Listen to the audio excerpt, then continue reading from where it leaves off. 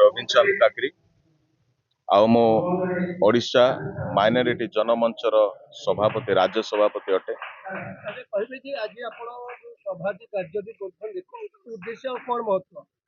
आज preparation meeting अच्छी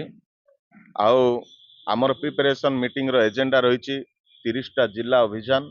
आउ 30टा जिला मध्य आमर कमिटी तैयारी हेबो आउ कमिटी तैयारी हेकरी आमर जो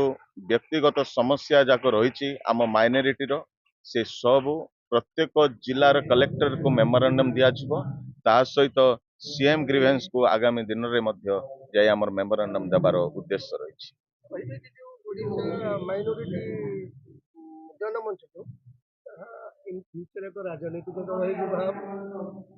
जदि आमको लोकंकर समर्थन रहिबो तो निश्चय राजनीतिक दल हो पारिबो। राजनीति रे गला परे आपण माइनॉरिटी समस्या समाधान करिवे ना राजनीति दल न थाई कि मध्ये समाधान करिवे? राजनीतिक दलर कौन आवश्यक नहीं जेतेबेले लड़ई लड़ुआ लोक लड़ई करिवो तेबे कौन लोकर आवश्यक नहीं जहाँ अच्छा आम दल ही इनफ। Thank you. आज एक्चुअली आमने ओडिशा माइनॉरिटी जनमंच तरफ एक शांति सभा आम आयोजन करूँ। आमने प्रत्येक थर आह्वान देचु जे आमने शांति चाहूँ आमने शांतिर लोक।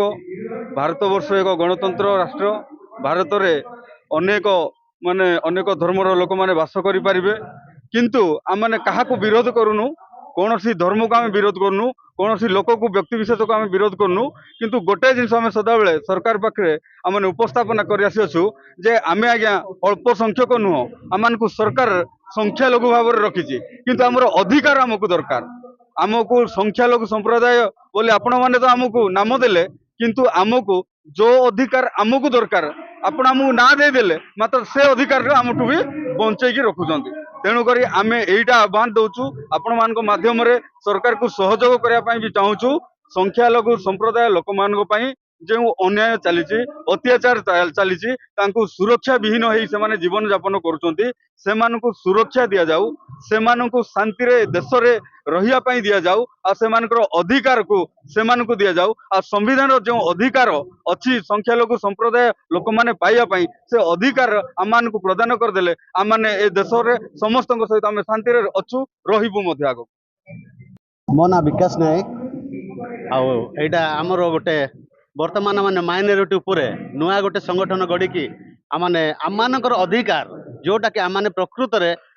आम देशवासी को जनवाई चाहूँ बा सरकार को जनवाई चाहूँ आम माइनॉरिटी नुह आम हूँ मेजोरिटी किंतु आम को जानी सुनी माइनॉरिटी कराई कि आज आदि आमने आम सार नेतृत्व में गोटे मैंने प्लाटफर्म तैयार करूँ जमीक आमने मेजोरिटी होगी आमने रही कौन प्रकार माइनॉरिटी रही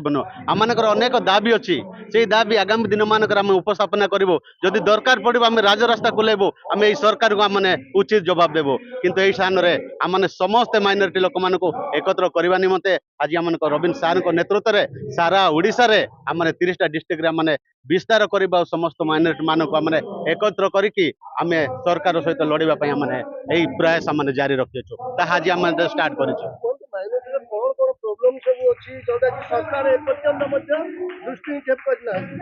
एमती कहवा गले तो कौन सी किसी अधिकार आमको देना माइनॉरिटी उपर आम कौन देते किंतु आम दाबी करूँ माइनॉरिटी नुह आम हूँ मेजोरिटी किंतु आम सरकार ही आम माइनॉरिटी करेक दाबी गुड़ाक अच्छी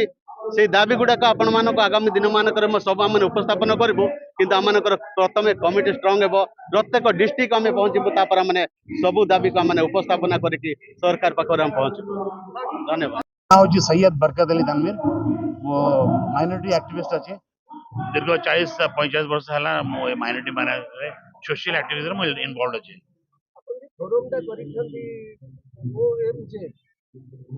सभापति महोदय आगामी दिन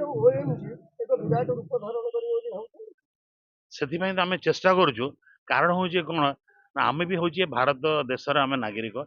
आमर भी अधिकार से भाया अच्छी जमी अलग वर्ग मान लोकंर अच्छी किंतु आम जब स्टाटिस्टिक्स वाइज बर्तमान आम जीवा आम बर्तमान भारत ओडिशा रे प्राय 7% पाखापाखि आम हूँ माइनॉरिटी कम्युनिटी लोक मैंने अच्छु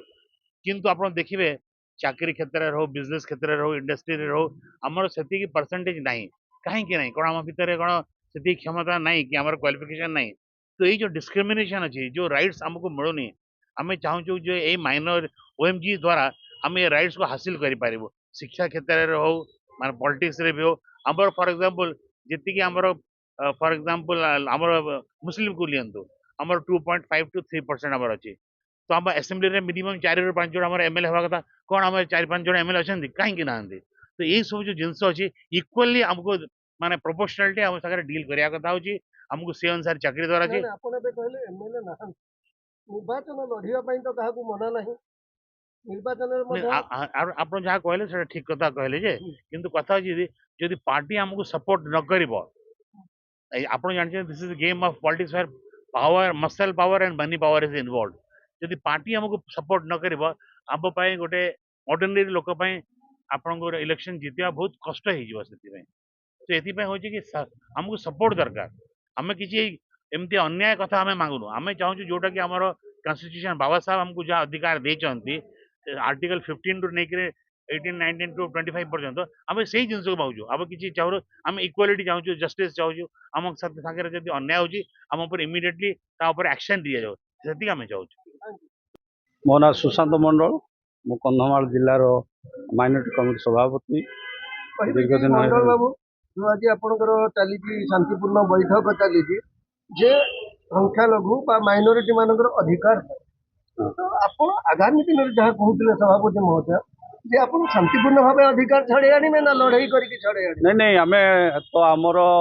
उद्देश्य हूँ शांतिपूर्ण आम पाखरे प्रेम अच्छी आम प्रेम द्वारा समस्त विषय को आणबू एकत्र भी प्रेम हेब आ समस्त कार्य प्रेम ही आम जिणबू कौन सी हिंसात्मक